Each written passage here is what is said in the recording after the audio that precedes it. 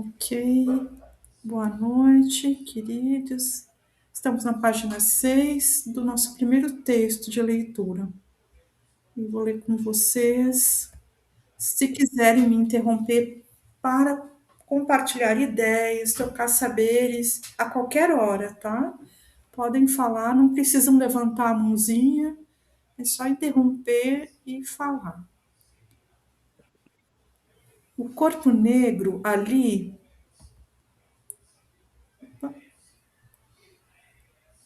corpo negro ali não é não ser, é ser em ginga, na roda de capoeira, né? E o ser em ginga não é uma identidade fixa, mas um modo tático de remontagem do ser-saber. Uma filosofia outra, assentada no jogo de corpo, na comunicação, na ambivalência e na inteligência das presenças subalternizadas. Por isso, a capoeira não pode ser reduzida a patrimônio cultural.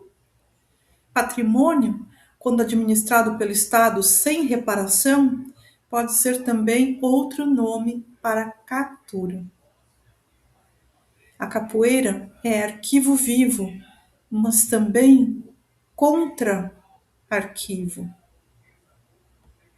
pois guarda no corpo aquilo que o documento colonial tentou falsificar. É nesse ponto que eu trago a psicanálise, como campo que precisa ser interrogado por ela.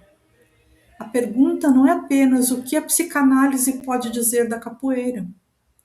A pergunta mais grave é o que a capoeira pode fazer a uma psicanálise acostumada demais a escutar o sujeito como se ele não tivesse cor, território, classe, história e corpo. A psicanálise nasceu como crítica da moral civilizatória moderna, mas também se institucionalizou em espaços marcados por pactos de branquitude, elitização, neutralidade abstrata e uma tendência reiterada a tratar a violência social como se fosse apenas fantasia individual. Quando um sujeito negro entra no setting e fala do racismo, ele não está simplesmente projetando no mundo externo um conflito intrapsíquico. Ele está testemunhando uma estrutura. E se o analista responde com a velha cantiga liberal de que somos todos iguais, produz-se ali um segundo trauma, não apenas a violência racista, mas o desmentido da violência racista. É nesse ponto que Ferenczi se torna incontornável. Acho que aqui a gente pode fazer uma pausa para reflexão, né? Como como é importante isso. A gente vem de uma psicanálise europeia, né? Onde existe um ser humano universal. E esse ser humano universal que a gente aprende na psicanálise é um ser humano que é homem, branco, cis, hétero, burguês, né? Ele tem uma conformação, ele tem uma identidade, né? E disso não se fala. Como se esse modelo, esse homem, fosse modelo para todo o resto, mas não é. Não é. E esse cuidado que a gente deve ter de abrir bastante os olhos para perceber que os sujeitos que entram na nossa clínica não são esse modelo abstrato, mas cada um traz vertentes de sofrimento diferentes. Então, o negro, quando entra no consultório, ele não entra com esse modelo de branquitude, mas ele entra trazendo as dores da sua cor de pele, da sua situação, da sua classe social, do seu gênero, da sua orientação sexual, né? Variadas dores. E a gente não pode simplesmente tratar isso como se fosse algo como um apêndice, algo como se fosse insignificante, não? É baseado nestas coisas que está firmada a identidade dessa pessoa e é baseado nessas coisas que o sofrimento dela vem, né? São nesses preconceitos, são nessas discriminações, são nessas violências em que o ser dela está mergulhado 24 horas por dia. Então não é só mais um detalhe, mas é algo de suma importância para a gente entender aquele sujeito que está ali. O que vocês acham desses parágrafos? Aqui, numa parte, fala assim: a capoeira não pode ser reduzida a patrimônio cultural. Patrimônio, quando administrado pelo Estado, sem reparação, pode ser também outro nome para captura. Em uma leitura que eu estou fazendo agora da Judith Butler, A Vida Psíquica do Poder, ela fala algo sobre isso.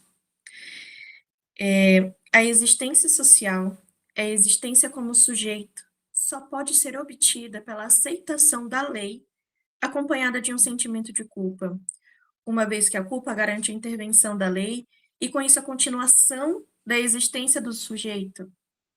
Se o sujeito só pode garantir a sua existência nos termos da lei, e a lei exige a sujeição para a subjetivação, perversamente é preciso se render à lei para continuar afirmando a própria existência.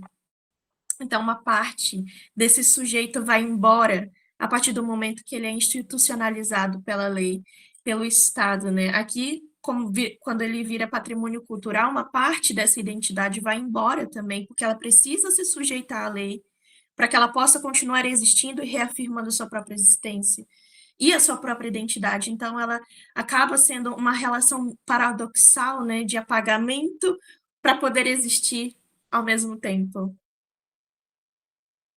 Muito boa reflexão. Nossa, realmente tem tudo a ver, né, com o que a gente estava conversando. Esse diálogo com Butler ficou muito rico. Obrigada, Steph. E é isso que você disse, é sim, né, no momento em que a capoeira entra, né, como patrimônio cultural, como algo do Estado, ela perde também significados significantes que estavam nesse jogo, né? Então, hoje em dia tem até capoeira cristã, capoeira, sabe, trocam, né, as cantigas, trocam o próprio perfil cultural da capoeira por outras coisas, embranquecem, tiram a raiz histórica, a raiz de revolução, né, de insurreição que havia, né, na capoeira, por algo domesticado, né, por algo do capitalismo. E isso fere. Então, se a gente pensar isso em termos da psicanálise também, né, o quanto essas mentes que vêm para a psicanálise, se a gente banca essa psicanálise eurocêntrica, essa psicanálise estatizada, né, o quanto a gente violenta também, corta, força a supressão dessas características tão típicas daquela personalidade, para tentar moldar isso num estereótipo, um estereótipo que é esse modelo universal de homem, que é algo que não existe, na verdade. Né? Mas alguém queria contribuir?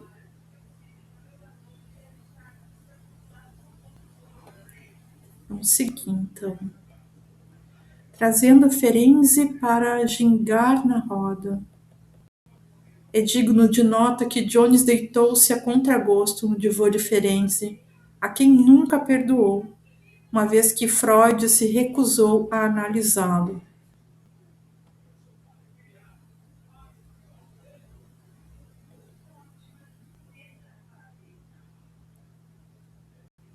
O computador tá difícil hoje. O bichinho tá Você quer que eu resingando. continue lendo? Vou continuar lendo. Até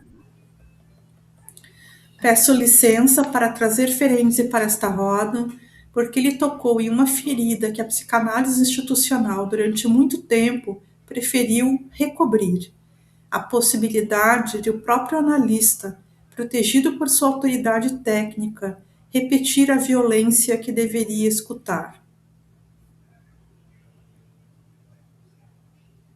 Não sei porque que meu computador está tão lento.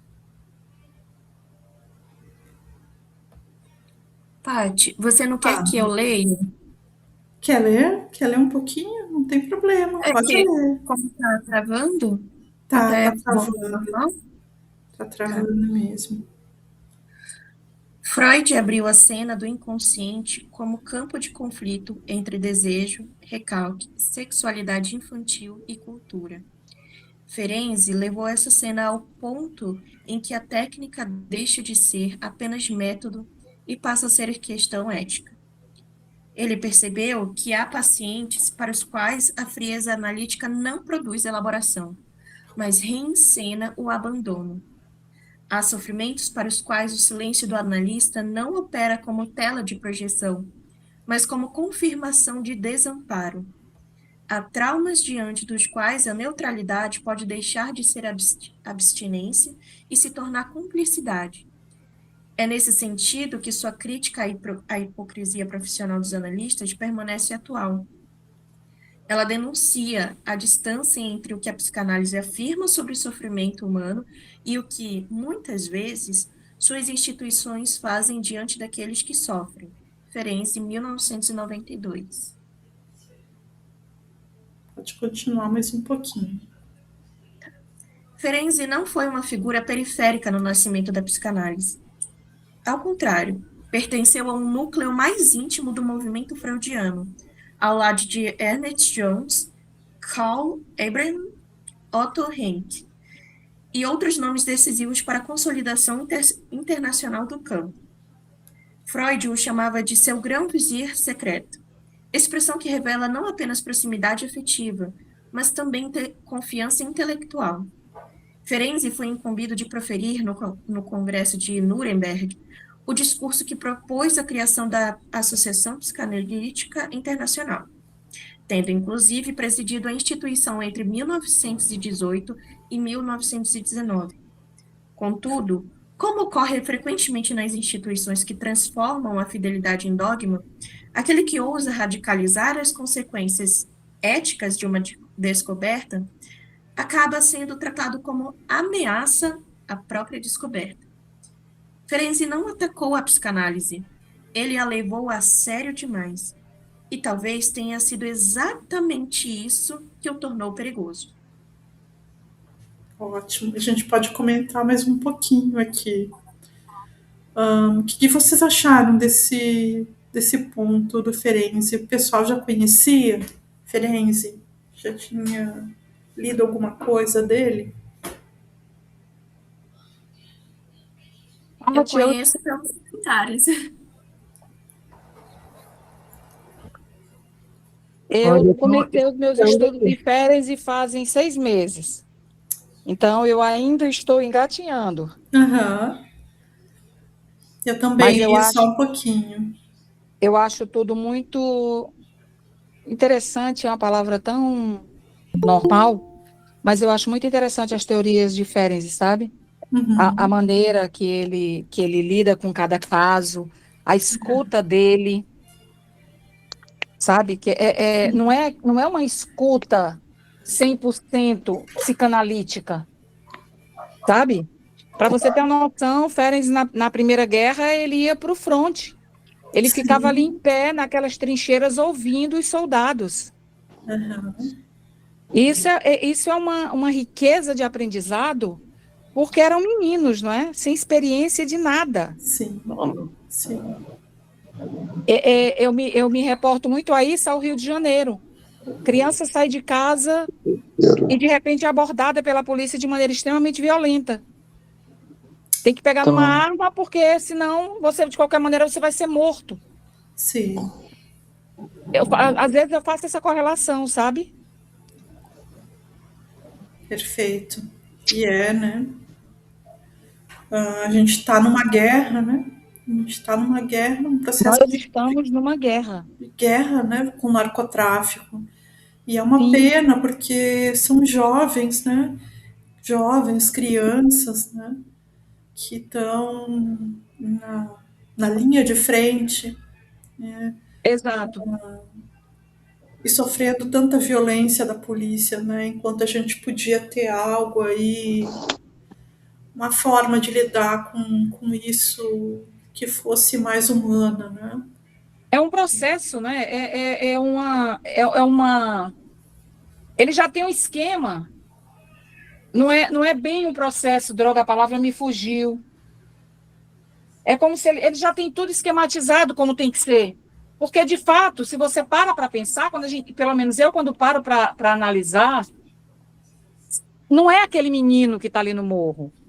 Não é aquele menino. É gente poderosa, vem de gente poderosa. É como se fossem aqueles generais 4, 5 estrelas que ficam numa barraca colocando as crianças, porque quem vai primeiro para a guerra são os meninos, são os recrutas, que não têm maturidade de absolutamente nada. Quem vai primeiro, quem desce primeiro o morro para enfrentar a polícia é exatamente aqueles meninos que não têm experiência de absolutamente nada, Sim. que não sabem nem por que estão fazendo aquilo. Então, ou seja, é uma máquina. Eles são instrumentos de uma máquina bem maior, Infelizmente. infelizmente.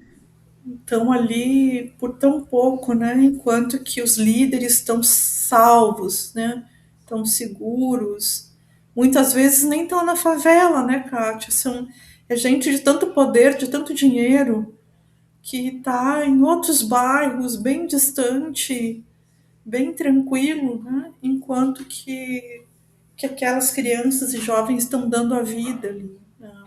Para manter sua riqueza, o seu luxo, né? Exatamente, exatamente isso. Então, eles ficam manipulando, é uma máquina de manipulação. E Ferenczi tem esse lado, eu gostei muito do texto que eu li dele. É um lado muito humano, muito de cuidado, né?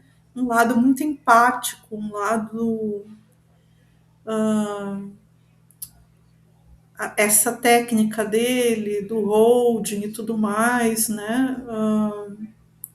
De, de realmente buscar amparar, né?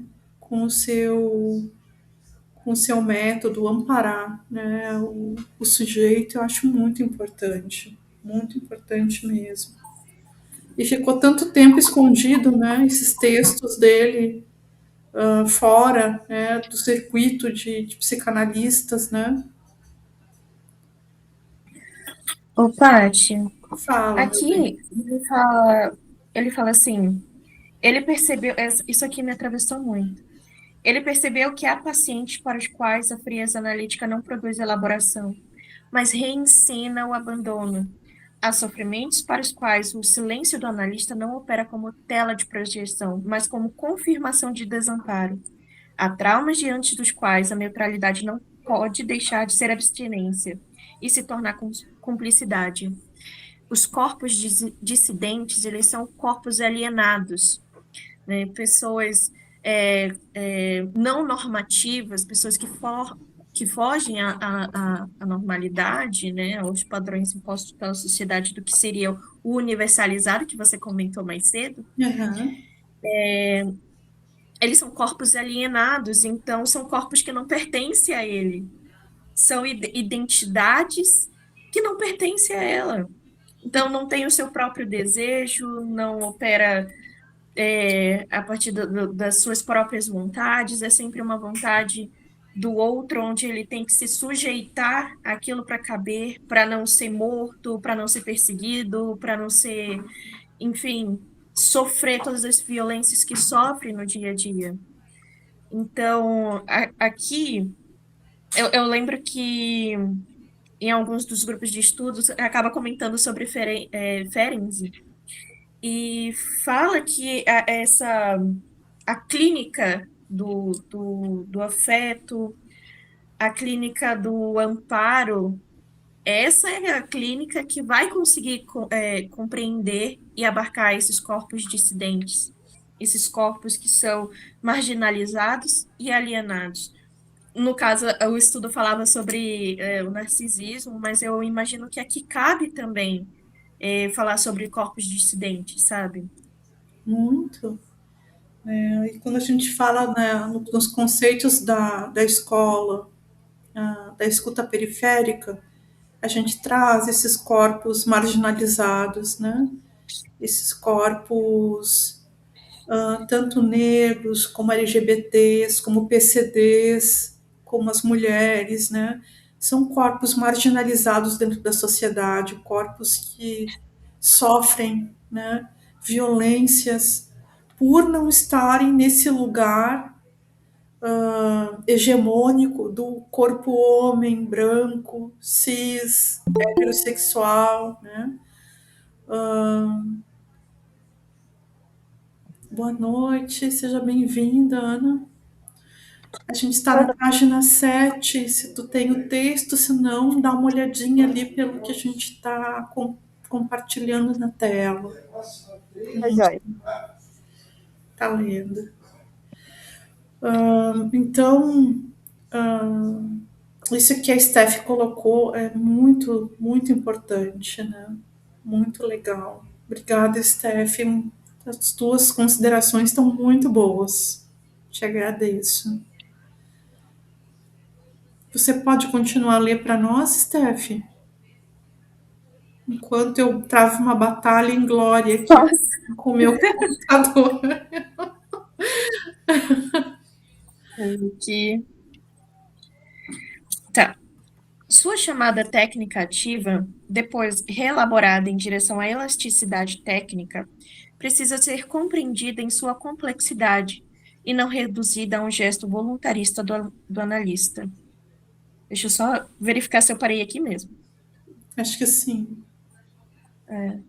Não, é isso mesmo. Ferenczi não defendia uma clínica arbitrária, invasiva ou sentimental. Sua preocupação era outra.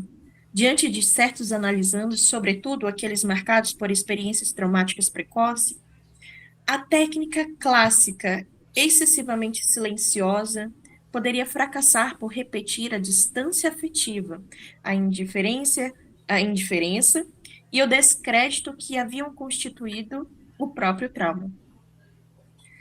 A elasticidade da técnica significava, então, a capacidade de um analista ajustar sua posição às necessidades psíquicas do analisando, sem abandonar a função analítica. O analista, nesse quadro, não se torna amigo, conselheiro ou salvador.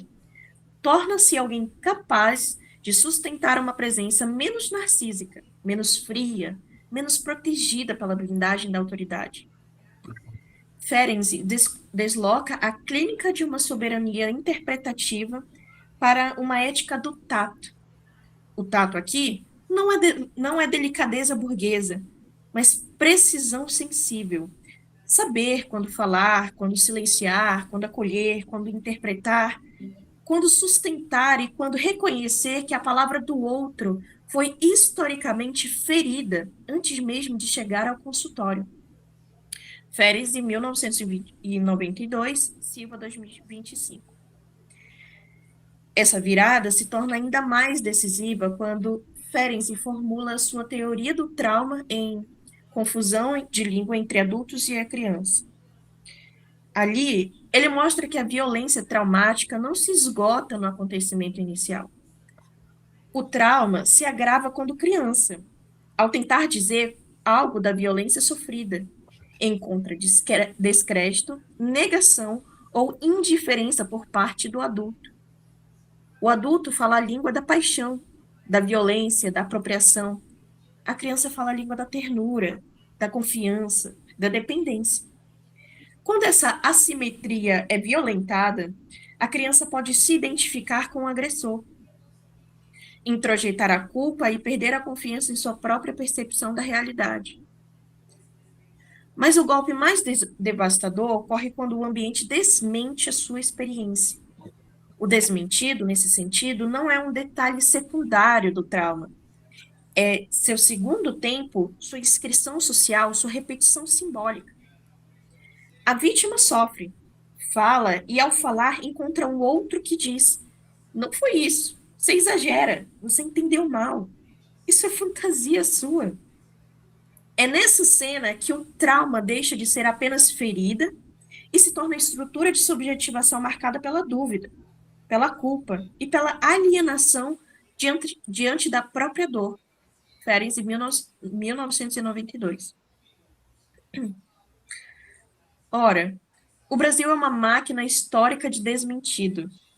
A escravidão durou mais de 3 séculos, mas a nação se narra cordial.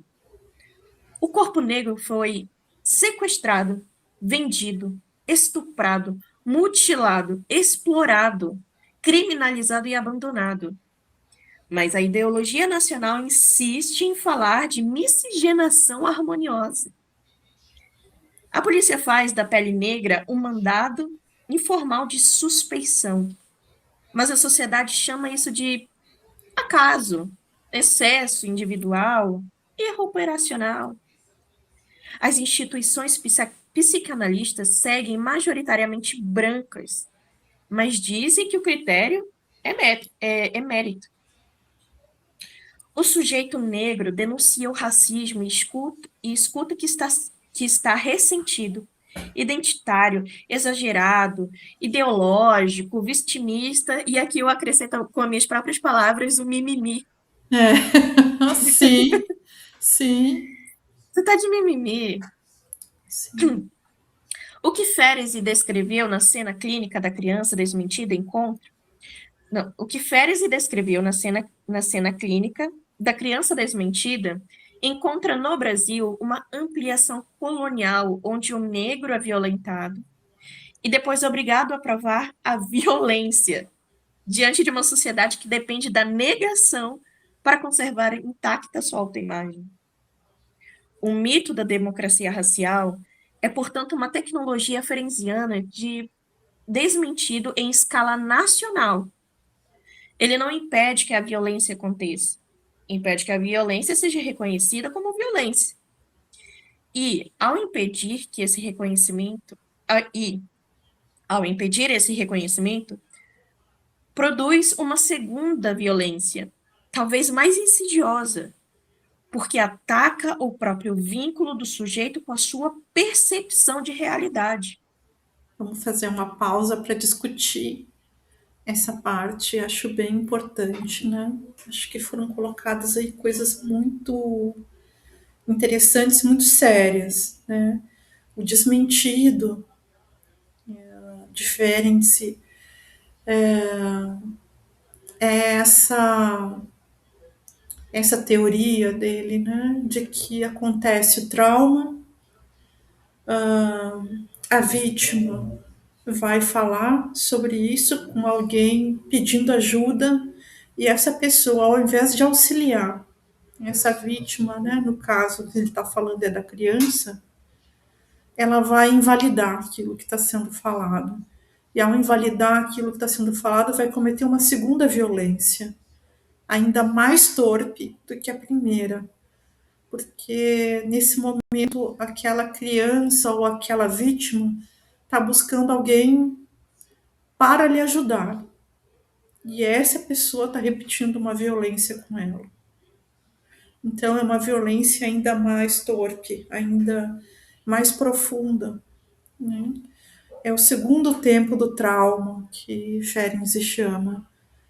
E a gente comete isso reiteradas vezes quando a gente analisa um sujeito e não se dá conta dessas raízes todas de sofrimento que ele traz.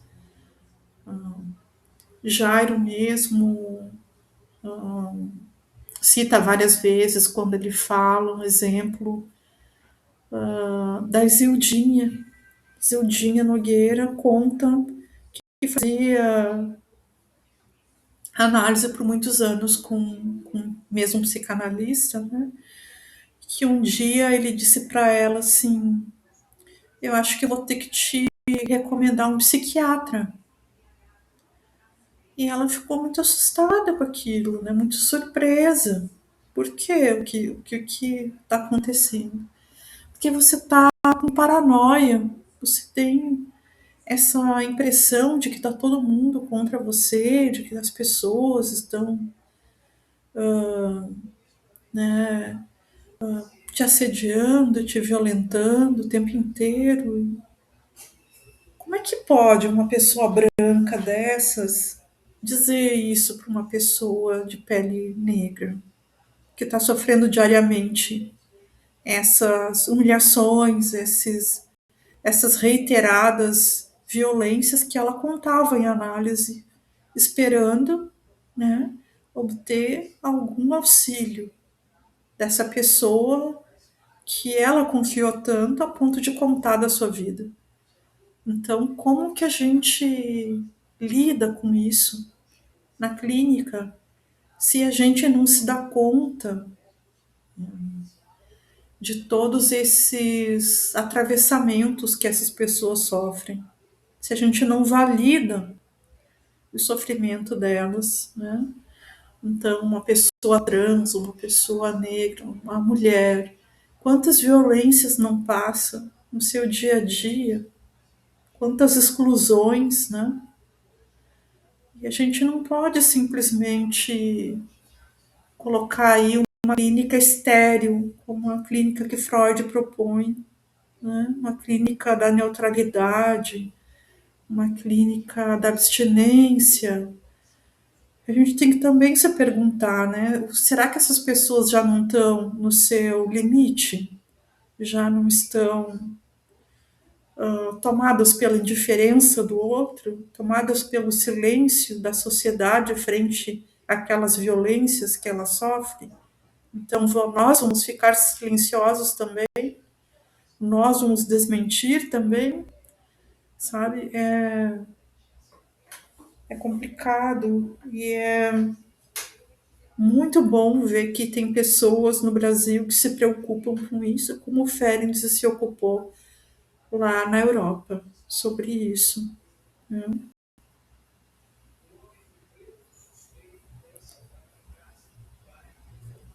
Eu notei que Kátia estava quietinha, mas Kátia acho que caiu.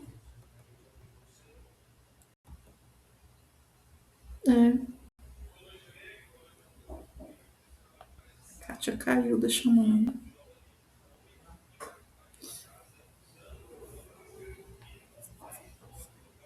Então, é isso, queridas. Vamos ler mais um pouquinho, Steph, para a gente terminar? Tá. O que o Brasil recalca não é apenas a violência contra o negro, mas sua própria Constituição africana. O país fala línguas negras, dança ritmos negros, come comidas negras, cultua formas negras de sociabilidade, organiza sua imaginação cultural a partir de matrizes negras, mas insiste em embranquecer os lugares de prestígio, autoridade e pensamento. A africanidade retorna como sintoma, como corpo, como música, como sintaxe, como festa, como religião, como medo branco e como desejo nacional, mas retorna sob o regime do recalcamento. É nesse ponto que o português se torna decisivo. Gonzalez mostra que a língua portuguesa falada no Brasil é atravessada por marcas africanas que a norma culta tenta ridicularizar como erro. A troca fonética, a oralidade, o ritmo, a torção sintática e a musicalidade da fala popular não são falhas de acesso à civilização linguística. São marcas de uma história recalcada que insiste em falar.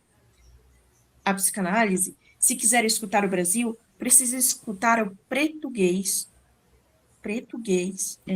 como retorno do recalcado colonial. Gonzalez, 1979, Gonzalez, 2020. A elasticidade diferenciana encontra na ginga uma imagem rigorosa. O analista precisa aprender a se deslocar sem perder o eixo, a sustentar o jogo sem dominar o jogo, a acompanhar o movimento do outro sem capturá-lo, a reconhecer que a defesa do sujeito pode ser também arquivo de sobrevivência.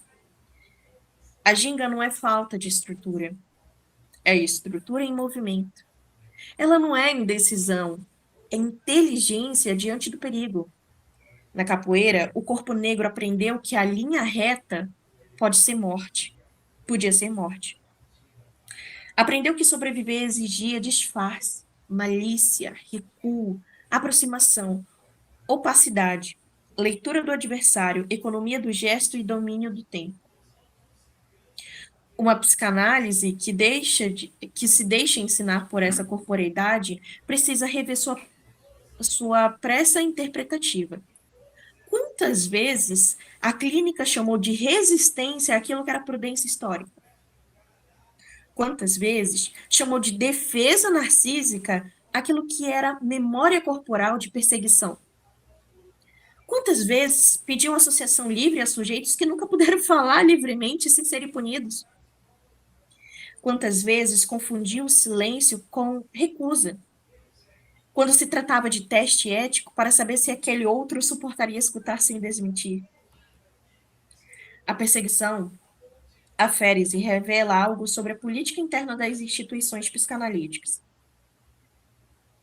Após a sua morte, em 1933, Ernest Jones difundiu a imagem de um Ferenczi mentalmente perturbado, acometido por episódios psicóticos, delírios hostis em relação a Freud e ataques paranoicos. Essa narrativa não foi apenas um juízo biográfico, foi uma operação institucional de desqualificação. Ao patologizar Ferenczi, Jones deslocava o problema do campo teórico clínico para o campo diagnóstico.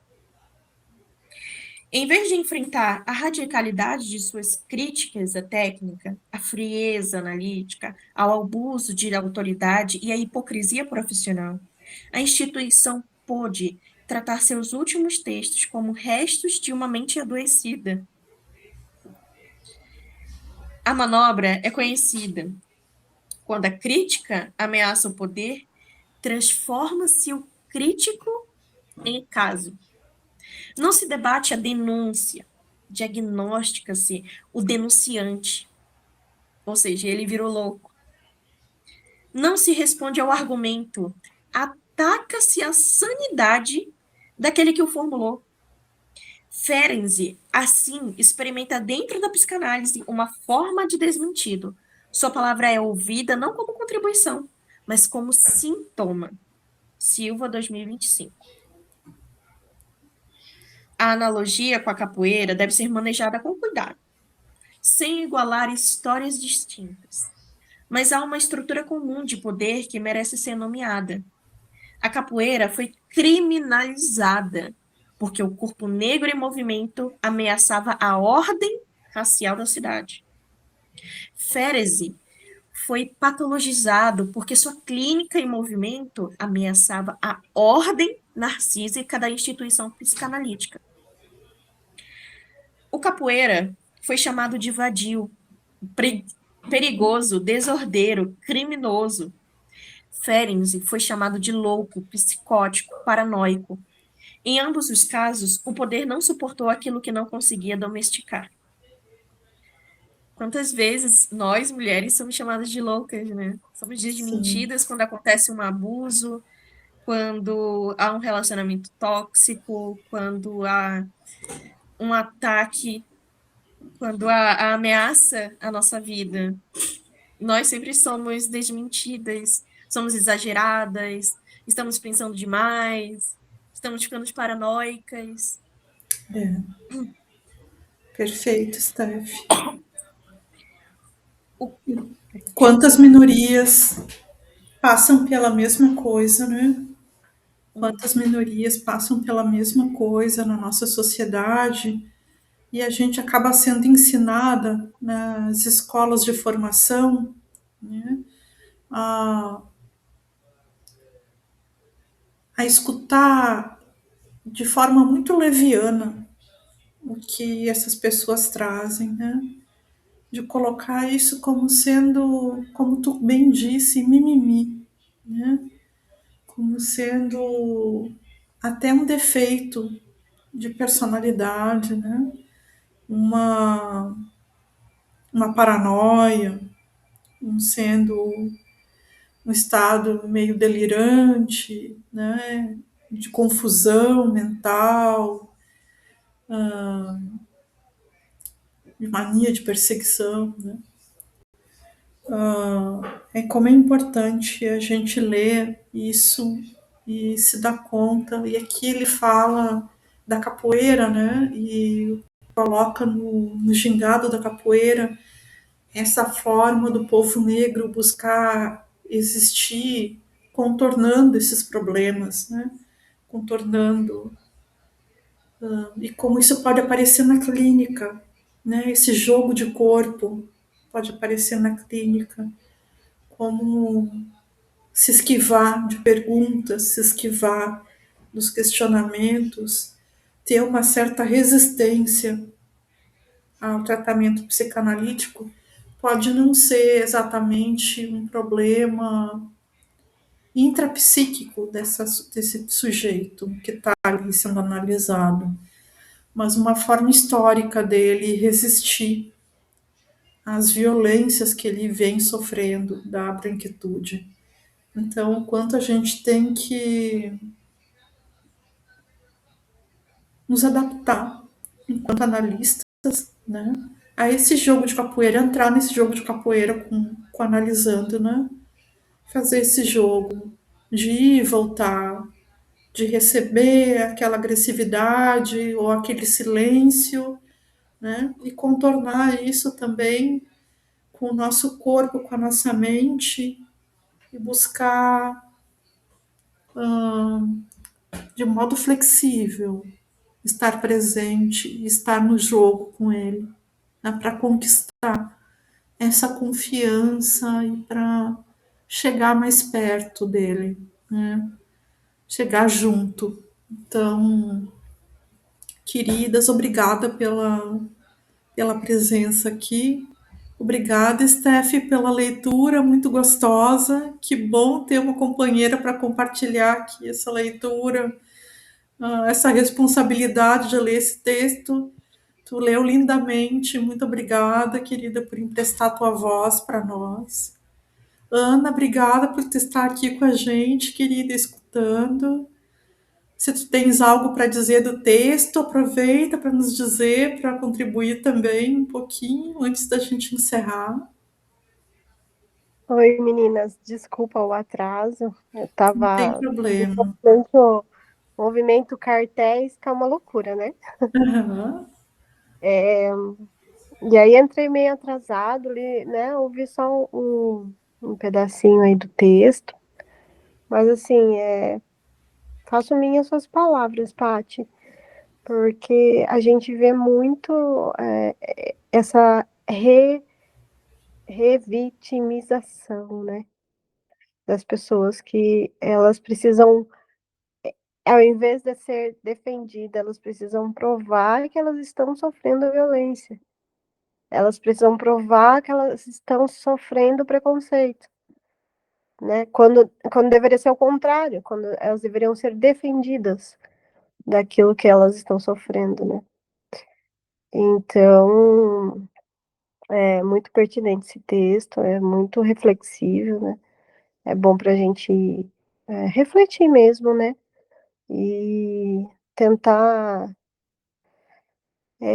colocar isso em prática na nossa clínica, né? Esse acolhimento, né? Conseguir enxergar o quanto as pessoas sofrem, né? Em geral, né? As mulheres, os negros, enfim. Sim. Muito pertinente o texto. Muito bom. Obrigada, queridas. Convido vocês a estarem com a gente na próxima semana, nesse mesmo horário, para continuar a leitura. Obrigada, queridas. Boa noite. Quem vai para a salinha do Jairo, eu dividi o nosso link aqui do ladinho no chat. Acho que Ana não recebeu, mas eu não sei se vai querer ir na sala do Jairo. Que dia? Eu tô com bastante demanda, eu tô até perdida. Ah, então tá. Preciso me organizar e aí eu falo com você, Paty, certinho. Tá bom, querida. Tchau, Tá bom? tchau, pessoal. Tchau, tchau.